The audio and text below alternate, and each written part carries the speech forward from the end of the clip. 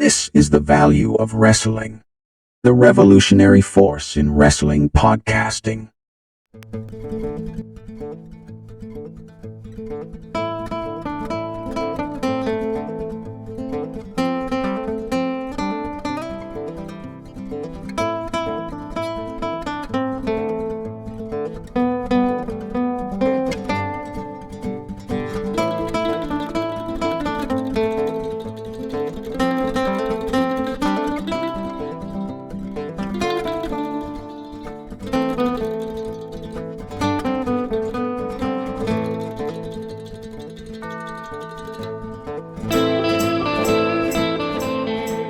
Oh, ladies and gentlemen, I'm back. I'm here, and I'm ready to do another Flashback Wrestling review show right with you, right here on Christmas. Yes, ladies and gentlemen, Merry Christmas, Happy Holidays. I know it is Christmas night, and I hope you've had a good meal. I hope you had a great Christmas, and I'm here with my very own Christmas present for you, all of our loyal fans, right here at the Value of Wrestling. On the big time. This is Flashback Wrestling. We're going to go back in time and review an old wrestling show. And which one are we going to do? Well, as you can see right behind me, well, maybe I need to go this way. It's In Your House, the fifth In Your House. This is the In Your House before they really started getting into the naming, like Good Friends and Better Enemies. In Your House, Beware a Dog. In Your House, Ground Zero. In Your House, D-Generation X. Yes, this was in the beginning. This was the fifth In Your House before they really started being In Your House and some name. This one was taking place in December of 1995. And what a show. It really turned out to be a really decent show live from Hershey Park Arena in Hershey, PA. And we had Vince McMahon and Jerry the King Lawler on commentating before McMahon came out and was now known as the owner of WWE. He was a commentator. And he sat there and commentated the matches along with Jerry Lawler at this point in time. And that's what we knew of Vince McMahon. We never knew who the real Vince McMahon was until later in the years when Brett came about. And we got Vince McMahon, the man, the myth, the legend. I know he's lost a lot of that shine in this day and age. But back then, there was something special there. Unfortunately, the older age, we lost a little bit of what we thought was great about Vince, and that's okay.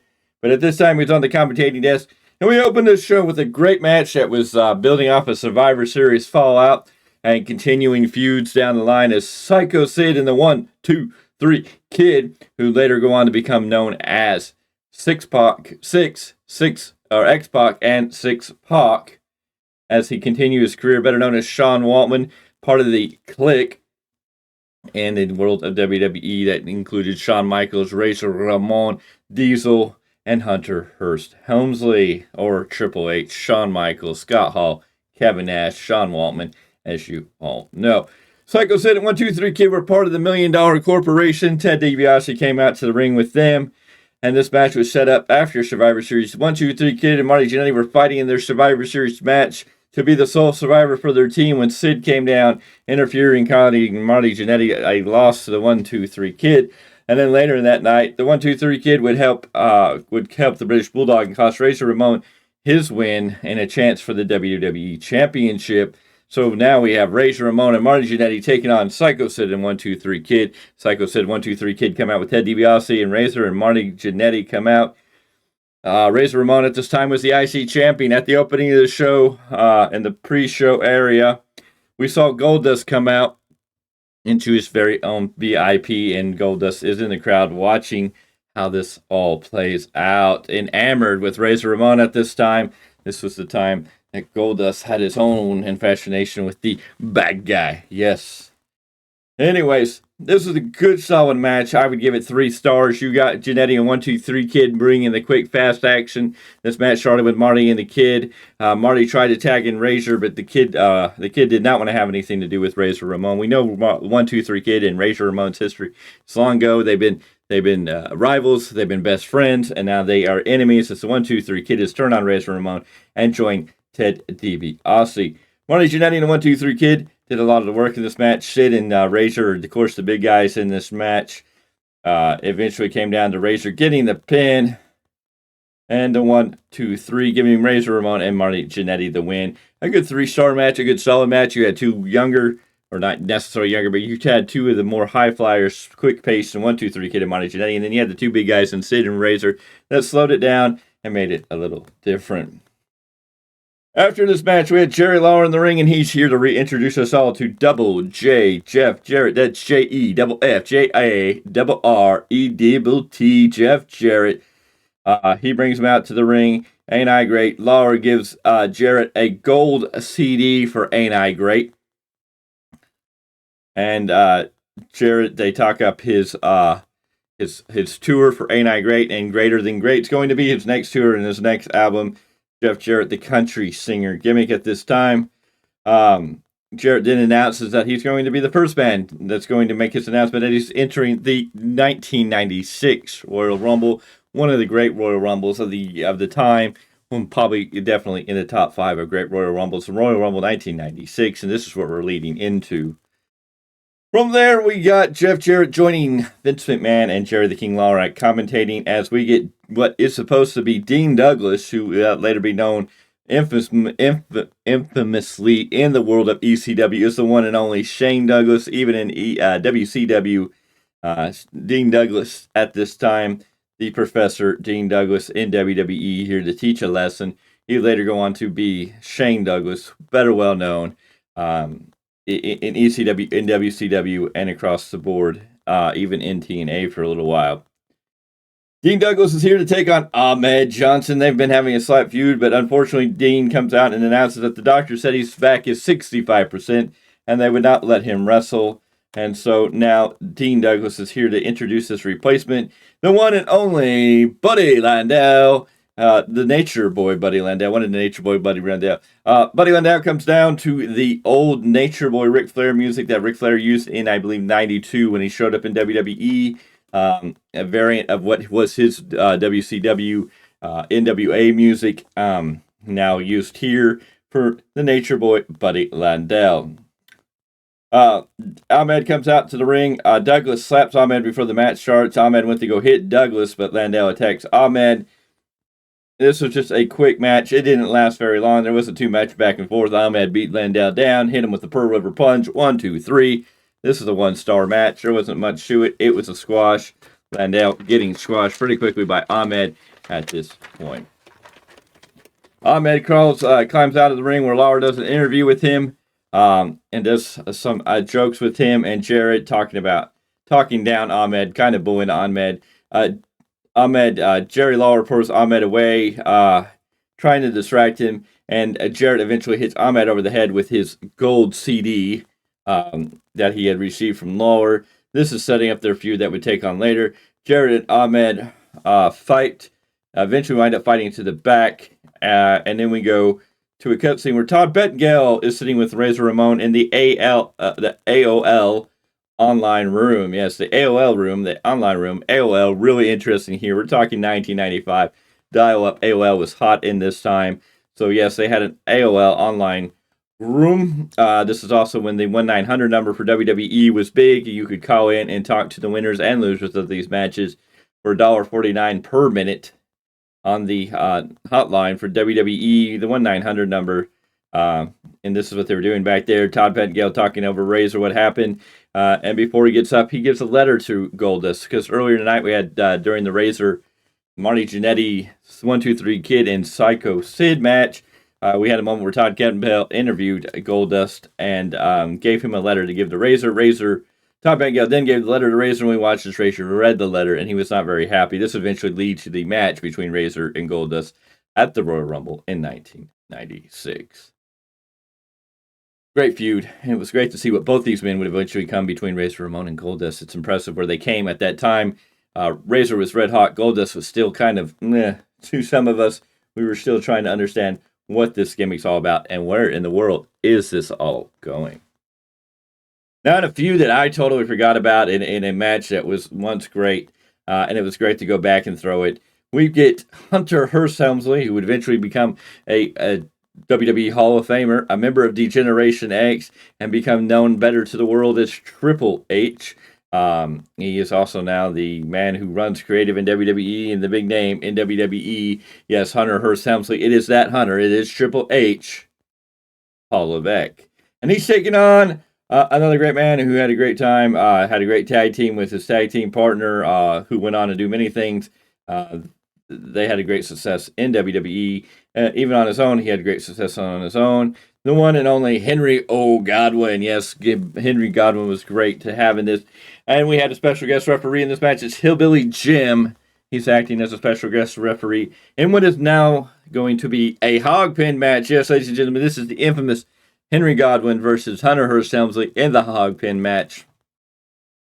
Hunter Hearst Helmsley was undefeated at this time going into WrestleMania 12, 1996. So Hunter Hearst Helmsley was undefeated going into WrestleMania 6. So he's undefeated here. How is he going to win here? We're going to get into it. Godwinn tries to slap Hunter. They're running around the ring. He tries to slap Hunter, but Hunter ducks out of the way. He winds up, he hits the ring announcer and some of the people in the crowd.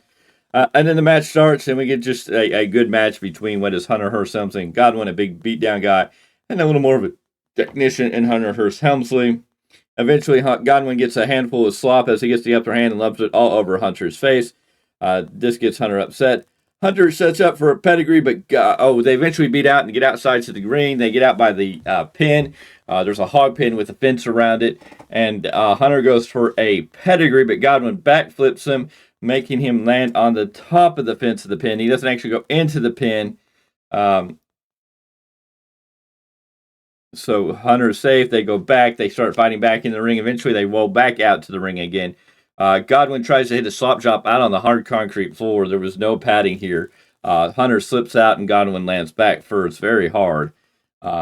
Eventually, Godwinn gets Hunter again by the pin, hits him with the slop drop. Both men are down. They are laying there. Hunter's slowly getting up against the pin. He's leaning against the fence of the pin. Godwinn stands up and sees this. He goes charging at Hunter Hearst Helmsley with a clothesline. Hunter ducks, back body drops Godwinn up over the fence of the pin and into the hog pin to win the match. Hunter Hearst Helmsley wins the hog pin match by dumping Henry Godwinn into the slop, into the pig pin. And then as Hunter's celebrating, he gets into it with Hillbilly Jim, who eventually shoves him, allowing Godwinn to be able to grab Hunter while he's in the pin, picks him up for a military press, and drops him into the pin. So we get these upcomings. We get Hunter Hearst Helmsley, the blue blood at this time, the prestigious blue blood, getting dropped into the muck, the mud, and the manure of the pigs in this hog pin match, and gets his comeuppance. This is a good, solid match. I'd give it 3 stars. It was solid. We got some good hitting here. It's what you expect between Henry Godwinn, a big boy, battling out with Hunter Hearst Helmsley, who's much more of a ring technician. It was a good, solid match, back and forth. You really didn't know how it was going to turn out. In the end, they were able to save Hunter's win by basically a Godwinn mistake. He got overeager, got dropped in.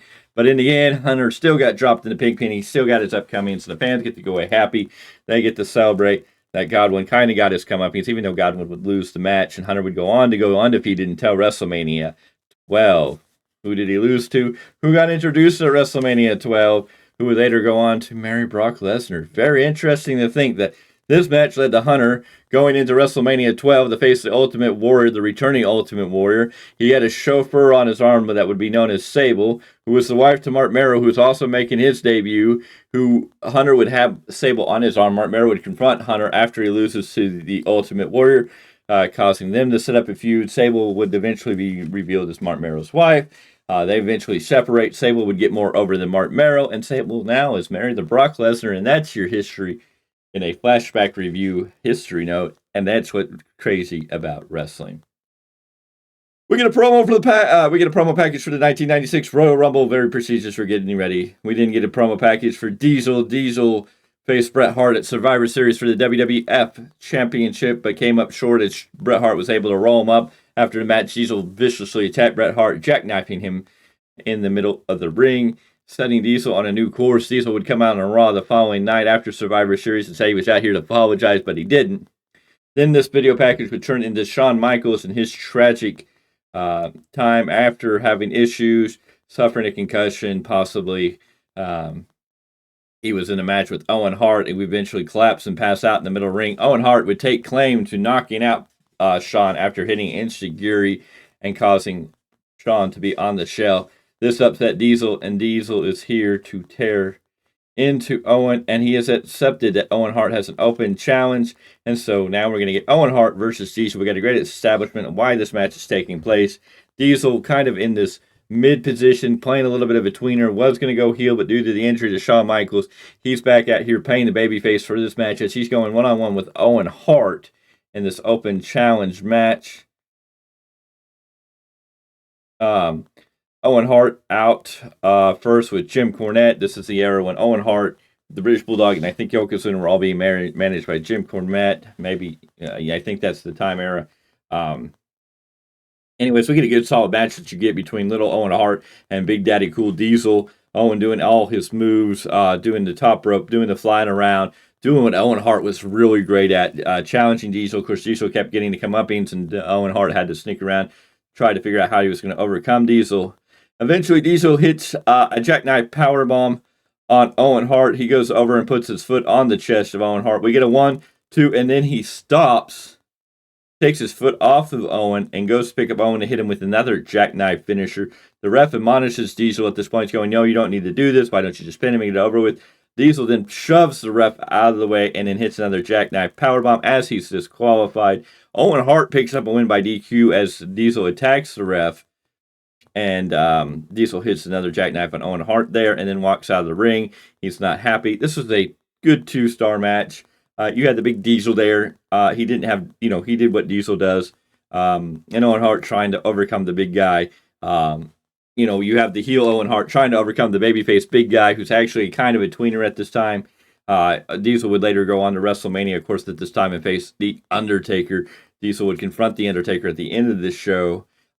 After the main event, Undertaker would be named the number 1 contender for the WWF World Heavyweight Championship going into the Royal Rumble. Diesel would not be happy about this and confront The Undertaker, which would eventually lead to The Undertaker and Diesel having a match at WrestleMania 12. We get Santa. It's December. It's in your house. And yes, ladies and gentlemen, it is the season. So Santa is coming down to the ringside with Savio Vega. And they're throwing out all types of wonderful gifts for the fans that are in attendance. And we hear Ted DiBiase, the $1 Million Man's music playing in the background as the $1 Million Man makes his way to the ring. And Diesel and Santa are passing out gifts. Ted DiBiase is in the ring talking about how everybody has a prize for the $1 Million Man. Everybody has a prize. Even Savio has a prize for the $1 Million Man. He invites Savio and Santa into the ring. DiBiase says he can buy Savio.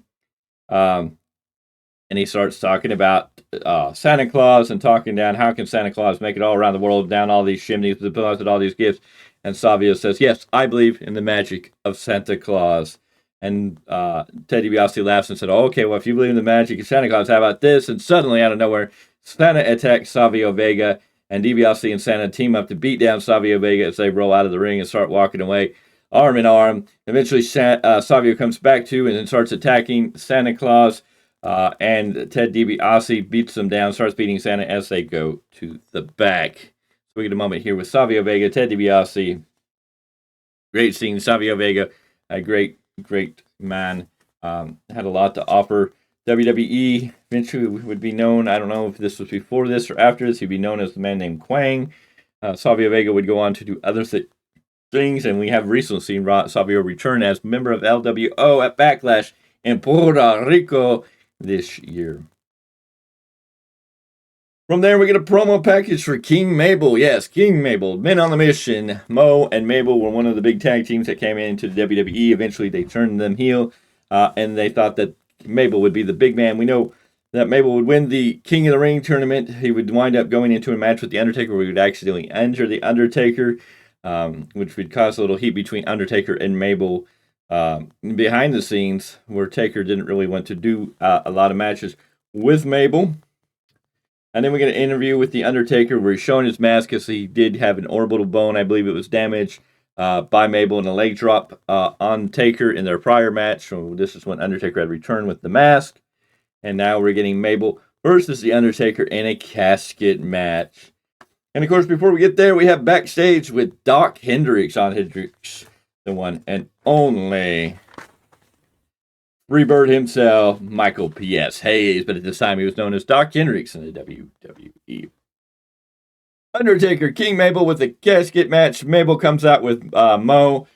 Mabel had gotten a hold of the urn. Mo and Mabel had gotten a hold of the urn, melted it down into a giant chain that Mabel was wearing to the ring. Mo was pushing the casket that the Undertaker had built, and the men on the mission had spray painted and graffitied. In this instance, is how we're making it. So Mabel goes for we get great back and forth between the big man and the Undertaker, which you expect between two big men and a very large man. Mabel tries to go for a big splash from the middle rope, but misses as the Undertaker sits up. Eventually, Mabel hits the rope, but misses. The Undertaker goes after Mabel, but Mo distracts Taker, allowing Mabel to hit a belly-to-belly suplex and then a big leg drop and then a running splash onto Taker. Mabel then drags Taker over to the corner where Mo pulls the Undertaker out, throws him over his shoulder and walks him over to the casket, dumps him into the casket. Mabel is kind of celebrating before the lid because the actual wrestler has to go over and shut the lid for the casket match to be over. Mo brings the crown over to Mabel. Mabel puts on his crown, walks over to go shut the casket on Taker. But Taker's back up. Taker hits a choke slam on Mabel. And then as Mabel's getting back up, Undertaker from the rear hits a big boot to the back of Mabel's head, causing Mabel to go forward, fall through the ropes, and into the casket. And as the Undertaker went over to close the casket, Mo would would try to interfere, and he gets eventually choke slammed, and Undertaker dumps him into the ring. Mo is wearing the gold chain that the quote-unquote urn was melted into, so Undertaker climbs down in the casket, removes the gold chain to retrieve what would be his urn, getting up and shutting the casket lid and winning his casket match against King Mabel. This is a good, solid match. It's a 2-star match. It wasn't the prettiest thing in the world, but it was Mabel. Mabel would eventually go on in later years to become Viscera when he joined the Ministry of Darkness with the Undertaker, as the Undertaker would state, I'd rather have him working with me instead of having to face him. This was kind of the issues between Undertaker and Mabel. Mabel definitely injuring the Undertaker. Undertaker doesn't have heat towards Mabel, but it was just the fact that he was not happy with him and rather have him a part of his team than have to face him in any type of matches going forward. Mabel would later become known as Viscera in the Ministry of Darkness, and later in his career around the rebirth of ECW and WWE. And later days, he would be known as Big Daddy V. Yes, this is who we talk about when we talk about Big Daddy V. But this is what you get when you get a big man and the Undertaker in a match. Good 2-star match. A casket match. That's what you think when you think of casket match. They had a great storyline. Undertaker would then later announce as the number one contender to the winner of the WWF Championship match, which was up next. So the Undertaker will be facing the winner of this match for the WWF Championship at the Royal Rumble.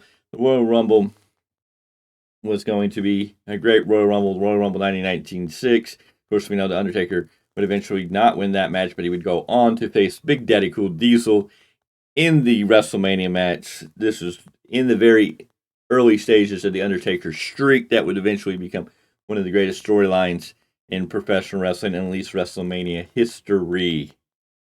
Anyways, we're backstage with Jim Ross. Jim Ross doing commentating. He is backstage with Davey Boy Smith, Diana Hart Smith, Bret Hart's sister, and Davey Boy Smith, his wife, the British Bulldog, and Jim Cornette, because Jim Cornette's marrying Gene Owen, the British Bulldog, Davey Boy Smith, and I believe Yokozuna at this time. They all get a chance to get on the mic and talk about the upcoming future. These two men haven't faced each other since 1992 at SummerSlam in Wembley, where the British Bulldog Davey Boy Smith would pin Bret Hart in a roll-up for the 1-2-3, winning the Intercontinental Championship from Bret Hart in London. One of the biggest moments in the main event, too, at Wembley, which was summer of 88, I believe it was.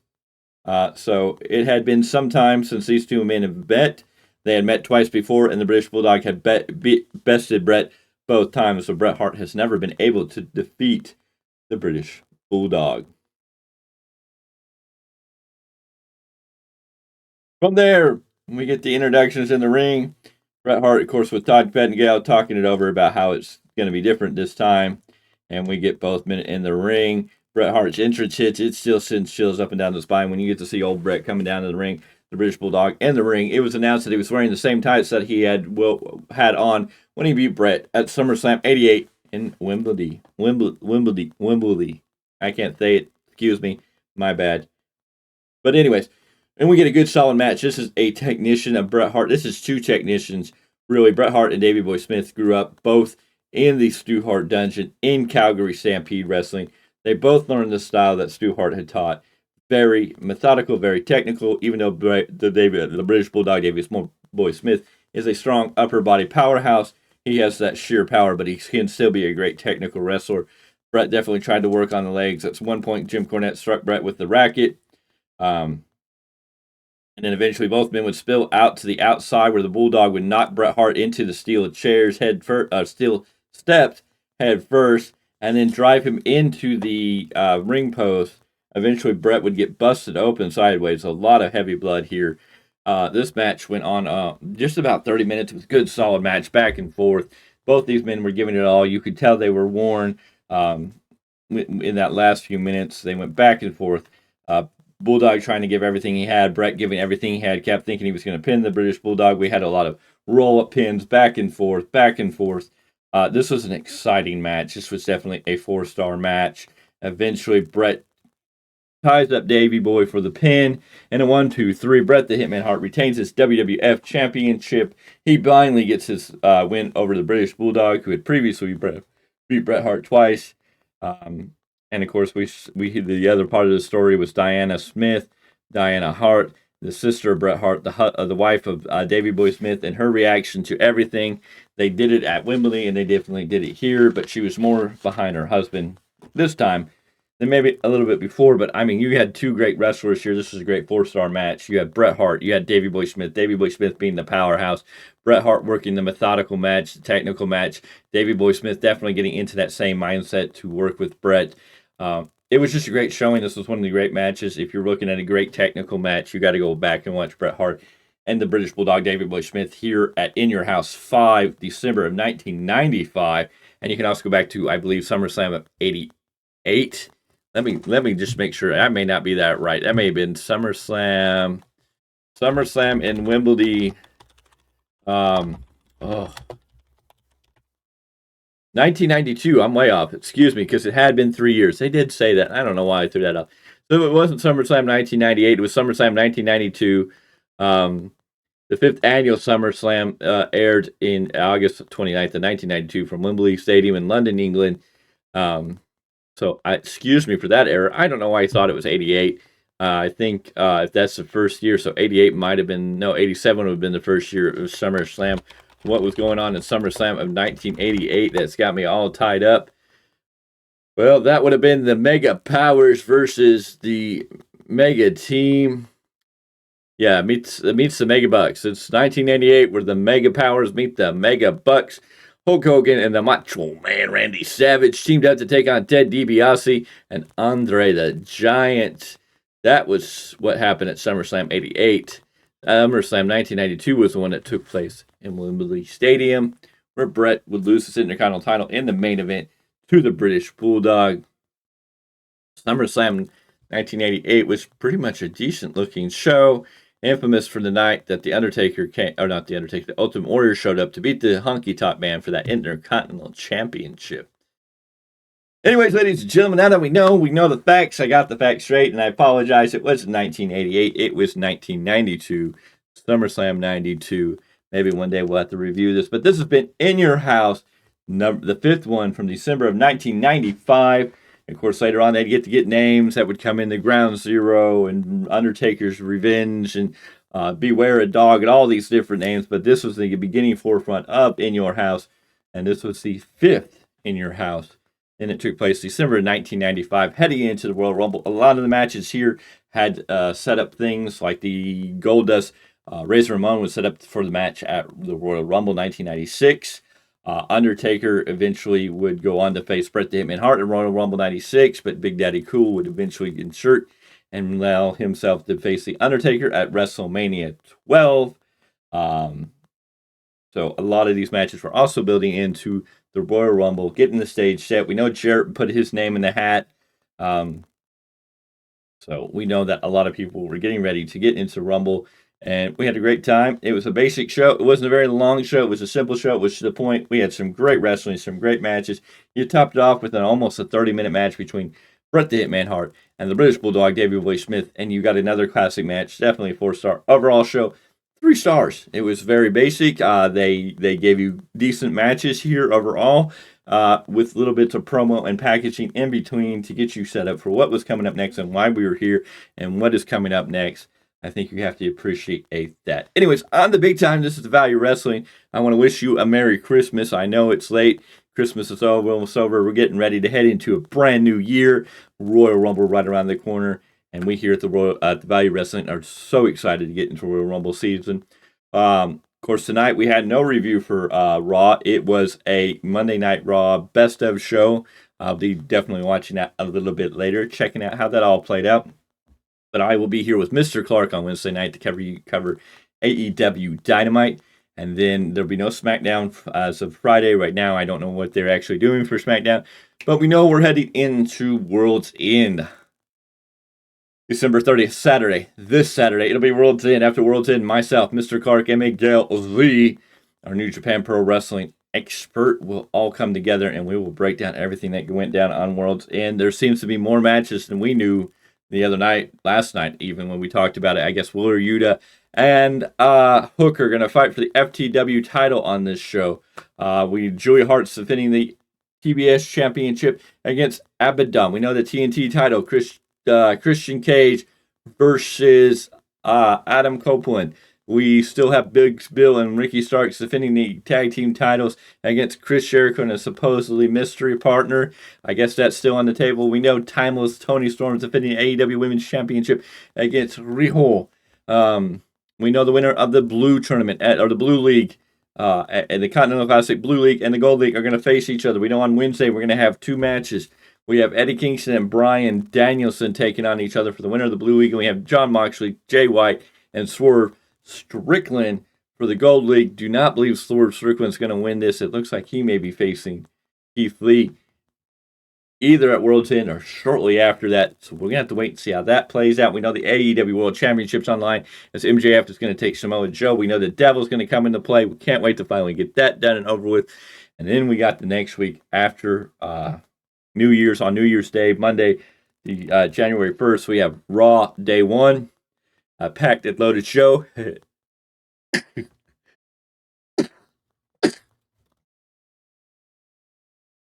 then that following Friday on SmackDown, it's New Year's Revolution, and that card is really loaded. So we'll get back to the regularly scheduled programs next week. I will probably be back with some big-time news. There's a lot of news coming out, big-time rant. Lots of news and rumors coming out of all the different corners. Lots of stuff to talk about when we get a chance. And tomorrow we'll be back with this date in wrestling history. I see that you people are really getting into it. I'm glad that you're enjoying it. I hope you like it. But then I hope you enjoy this program as we did Flashback Wrestling. I will be coming back hopefully here real soon. I may do a New Year's Revolution cover, and I'll definitely be covering a Royal Rumble. I don't know if it'll be the very first Royal Rumble, but we will be covering a Royal Rumble soon on a Flashback review. Flashback Wrestling. So I hope you will like that. But anyways, it's time for me to get out of here. It's time for me to say good night. So long. See you later. Thank you for being here. Make sure you like, comment, and share this video out. If you're new here, hit that subscribe button. We are marching. We are at 167. If we can get 33 more subscribers before the end of the year, if we can hit 200, that would be awesome. We need your support and help to get there. We want to break numbers. We want to be records. We want to be taken seriously on the podcasting end in wrestling, because we are good and we are true believers and lovers of professional wrestling. But until next time, I thank you for being here, and I will see you on the flip side. If you have a pay-per-view that you want me to cover, drop it down in the comments below. Tell me what you want me to do on the next one.